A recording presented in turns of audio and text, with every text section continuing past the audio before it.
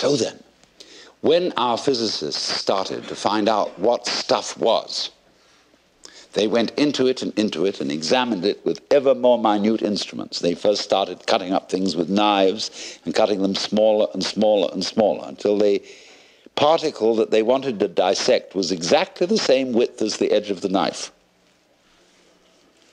And so they got an atom, and that word in Greek, atomos, means the non-cuttable. Non-tomos cuttable. That's the basic atom. What you can't cut anymore because you got down to the end. Well, they weren't satisfied with that.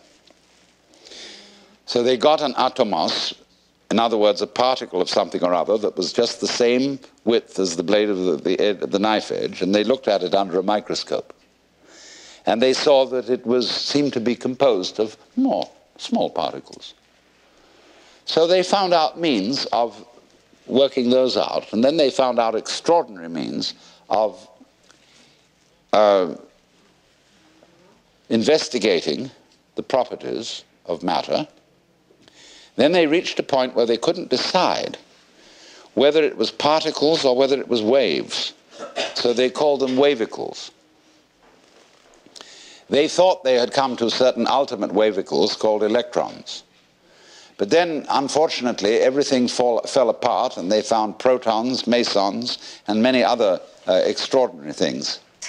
Because, of course, what they didn't realize was that as you make more and more powerful microscopic instruments, the universe has to get smaller and smaller in order to escape the investigation. Just as when the telescopes become more and more powerful, the galaxies have to recede in order to get away from the telescopes. Because what is happening in all these investigations is, through us and through our eyes and senses, the universe is looking at itself.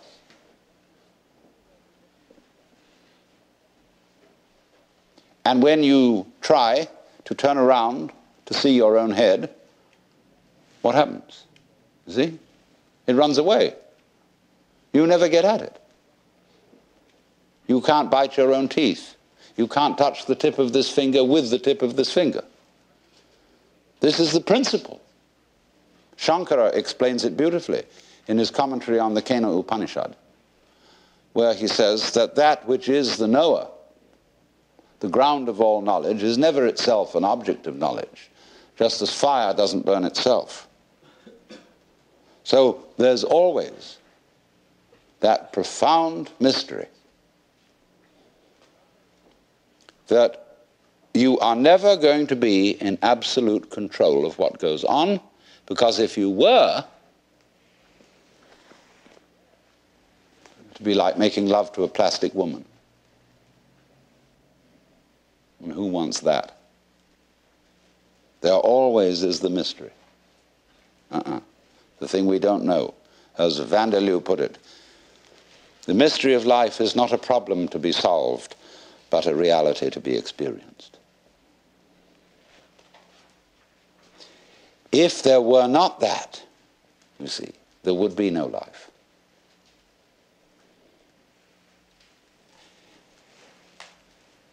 The reason why certain people turn to philosophy, why I became a philosopher, was that since I was a little boy, I always felt that existence as such was weird.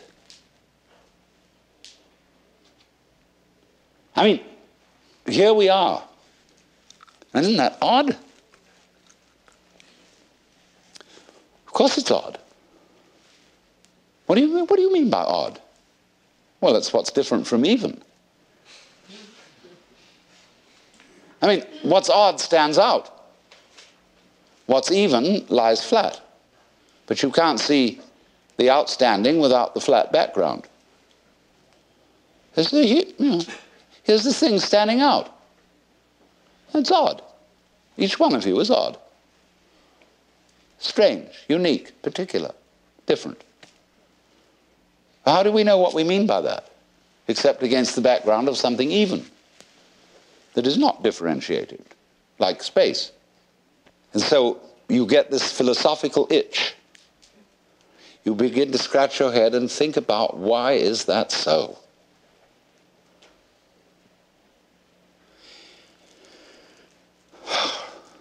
Well, after a while, you realize that's a meaningless question. And you ask, how is it so? Well, that leads you into science and other investigations. So you want to know, what is it? I mean, this happening, this thing called existence. What is it?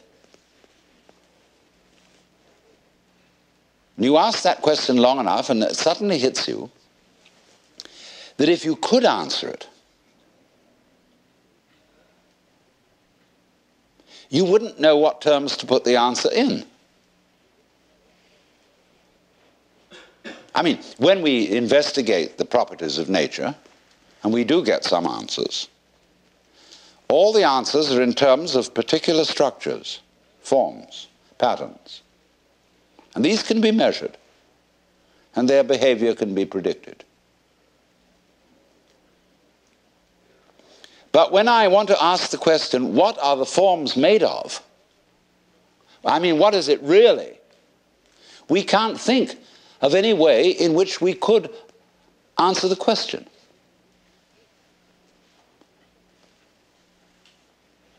Because we would have to have a class of all classes.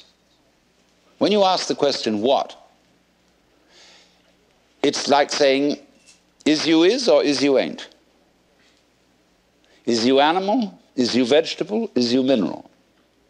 Are you a Republican or a Democrat? Are you male or female? Are you a Christian or a Jew or a Hindu or what have you? We classify always to give an answer to the question, what is it? And when you classify, you distinguish an inside group from an outside group. Right. So what we want to know is, what is the group of all groups? Well, we can't imagine what the outside would be. So we can't answer the question. What is it? So the physicists finally abandoned the quest for stuff. And they gave us a description of the universe entirely in terms of form. The pattern, not the stuff. When people ask, what's the web? Yeah, but you can't do that. What's the pattern made of? Surely mustn't there be an answer to that? See, what happens is, when you turn up the microscope, all stuff turns into form. It becomes articulate. You know, the carpet looks like some sort of stuff. But when you look at it under a microscope, you will see the crystalline structure of the nylon or whatever it's made of. See? They want to know, what are those crystals made of? All right?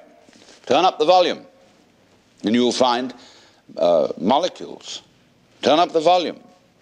You find wavicles. But we think the wavicles must be of something. But of course they're not. We find substance or stuff totally vanishes. And we're left with form. Sanskrit doesn't really have a word for matter. It has namarupa, which means named form. It's the form that matters. Or let's put it in another way, everything is a matter of form. Now let's go into this, it's fascinating. We say, does it matter? What does that mean? Does it matter? Is it important? In other words, does it measure up to anything?